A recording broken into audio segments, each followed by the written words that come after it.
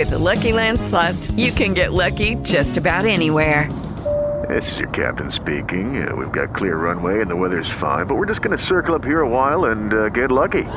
No, nothing like that. It's just these cash prizes add up quick. So I suggest you sit back, keep your tray table upright, and start getting lucky. Play for free at LuckyLandSlots.com. Are you feeling lucky? No purchase necessary. Void where prohibited by law. 18 plus terms and conditions apply. See website for details.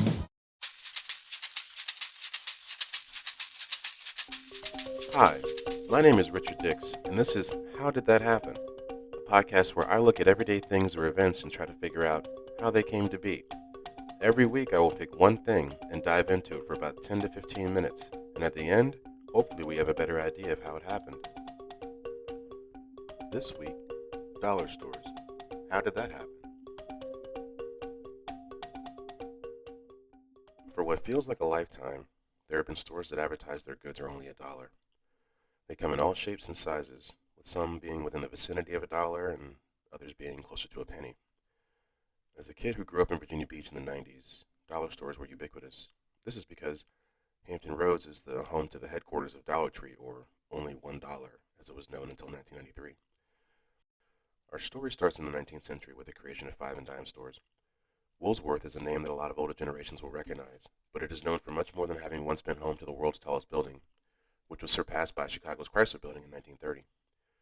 Woolworth began as a five and dime store in Utica, New York in 1879, but due to inflation in the early 20th century, they were forced to raise their prices, starting with 20 cents and moving on from there, and eventually becoming one of the leading discount department stores, paving the way for names such as Target and Walmart, but that's an entirely other episode.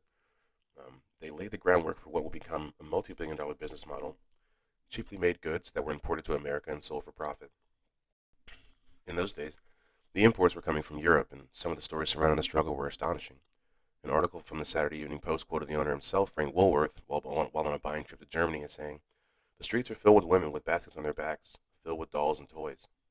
Essentially, the women in these small village towns in Germany would make the dolls at their homes and then walk miles to the city and sell them for maybe 3 cents to the Woolworths, only for the Woolworths to turn around and sell them for 10 cents, or as we said before, 20 cents and maybe even more. What makes it worse is that when the women in these towns, what makes it worse is that the women in these towns were forced to buy the supplies themselves, which meant after clearing their overhead, they got to keep maybe at 1 cent for every dollar they made. Every doll they made. He goes on to say, "We saw a poor little girl," he's still speaking about this trip in Germany. "We saw a poor little girl that could not have been over 4 years old, with a basket strapped on her back, larger than herself, and Mr. Hunt asked her where she lived, and she told us, a place about 5 miles from here, and she came alone. We gave her some money, and she looked at it as if she had never seen it before." These are words from the man himself, Frank Woolworth, who was profiting off their backs, quite literally. It is from these roots that sprung the modern dollar store. Stores like Dollar Tree and Dollar General owe their spot in society to men like Frank Woolworth. As said earlier, the inflation is what caused the five and dime store to fall out of favor, leading the way for stores like Dollar General to take hold. Dollar General is interesting because of the three modern dollar stores that I researched for this episode. It is the only one that actually sold products for $1 when they began. I mean, that's a little bit, it's not quite true. You'll see Family Dollar sold their products for $1 as well, but for very briefly when they began, whereas Dollar General, that was the model. Very similar to Dollar Tree's model for a while, was only $1. Let me see. Other companies like Dollar Tree, they began as other businesses, and the profits from those ventures led to the available capital that helped expand them to the household name they are today. A quick explanation of what I just said. A man named K.R. Perry opened a Ben Franklin's in Norfolk, Virginia back in the 50s. He eventually renames this store and turns it into a five and dime store of his own. This gives way to a toy store, which he calls K&K stores, K&K Toys. During this time, his son, Doug Perry, and some other guys, there's two other guys, I don't actually remember their names, but the essential men of this timeline are the two Perrys. Doug Perry is creating a franchise called Only $1, which opens in at least 3 different states, Virginia, Texas, and Georgia. I believe there's a couple others. The toy store that was opened by his father becomes successful during the initial shopping boom, during the initial shopping mall boom of the 60s and 70s, causing them to be bought out by KB Toys in the 90s. for a substantial sum. I wasn't actually able to find the amount, but it does look like it was enough money to basically expand the business of his son, because what they did was they used that money to, they put that into the Only Dollar stores, and they changed the name from Only Dollar to Dollar Tree in 1983. And 2 years later, they would go public at $15 a share. Laterally, a man by the name of J.L. Turner, who had been buying and selling bankrupt general stores during the Great Depression, which, might I say, is a hell of a profession, he decided to start a store of his own called J.L. Turner and Son in 1939.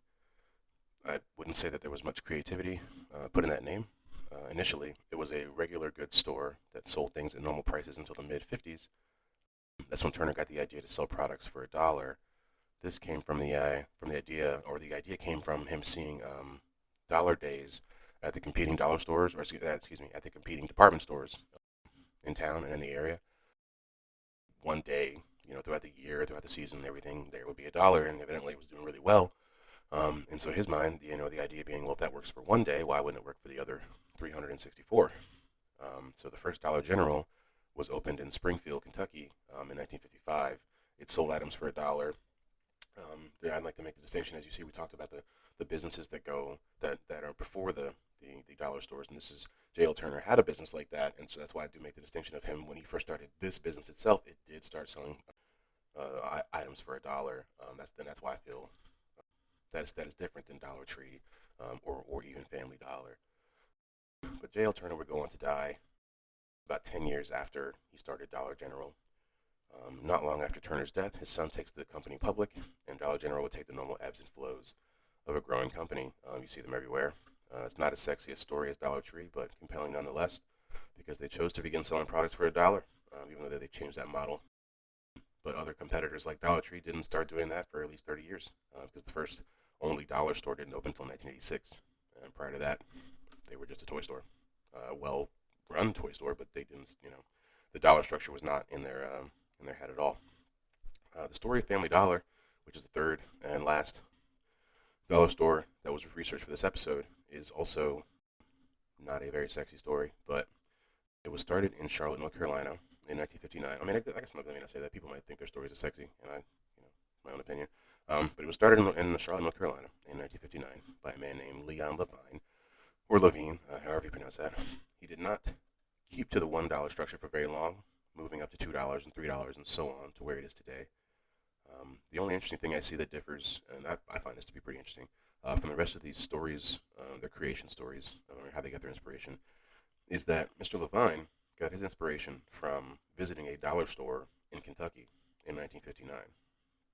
Now, if you remember, J.L. Turner, the creator of Dollar General, had already started his dollar stores in Kentucky 4 years prior.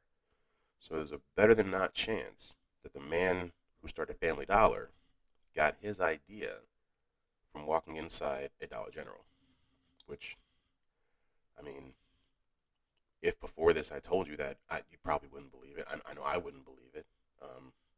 It's similar to a man walking into Costco and saying, I'm going to start a Sam's Club. When you think about it, I mean, it really, in the abstract, it's a little too close. I mean, there's no exact proof, because all the inspiration really says is he got the idea while being in a dollar store in Kentucky. So you got to put the rest of the pieces together for yourself.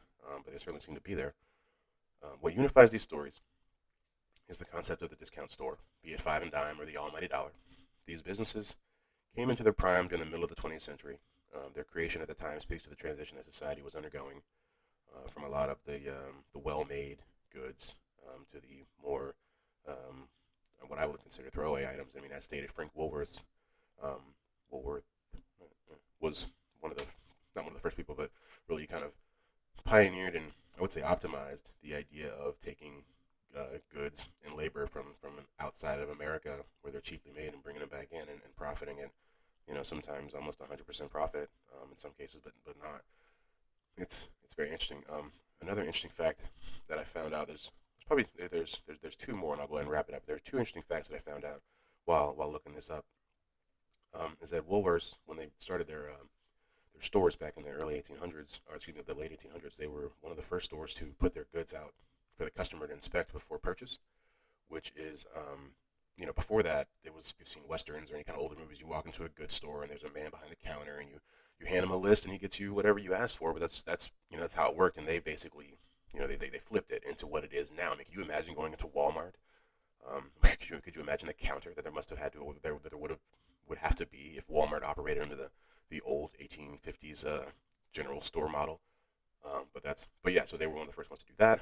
This last one is that Woolworths is basically Foot Locker. I didn't know that. In 1974, I'm going to get it down eventually. Woolworths diversified their holdings by purchasing a company called Kenny Shoe Company.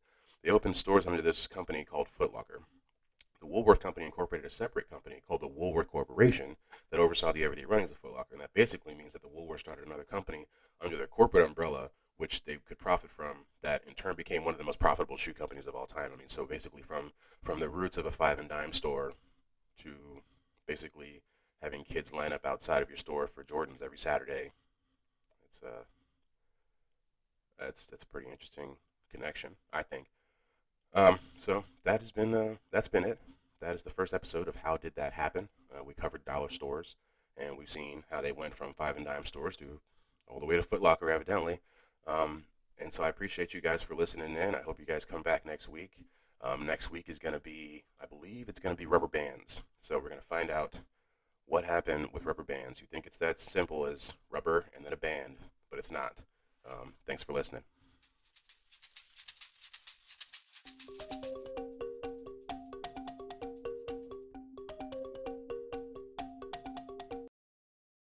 Lucky Land Casino, asking people, what's the weirdest place you've gotten lucky? Lucky? In line at the deli, I guess? Aha, in my dentist's office. More than once, actually. Do I have to say? Yes, you do. In the car before my kids' PTA meeting. Really? Yes. Excuse me, what's the weirdest place you've gotten lucky? I never win and tell. Well, there you have it. You can get lucky anywhere, playing at LuckyLandSlots.com. Play for free right now. Are you feeling lucky? No purchase necessary. Void where prohibited by law. 18+. Terms and conditions apply. See website for details. Wells Fargo presents one of the surest ways to grow your money. A Wells Fargo CD account, where you can earn a 5.00% annual percentage yield on an 11-month term with a minimum opening deposit of $5,000. Visit a Wells Fargo branch or wellsfargo.com/CD rates to open a CD account and start growing your savings with us. Wells Fargo Bank, N.A., member FDIC.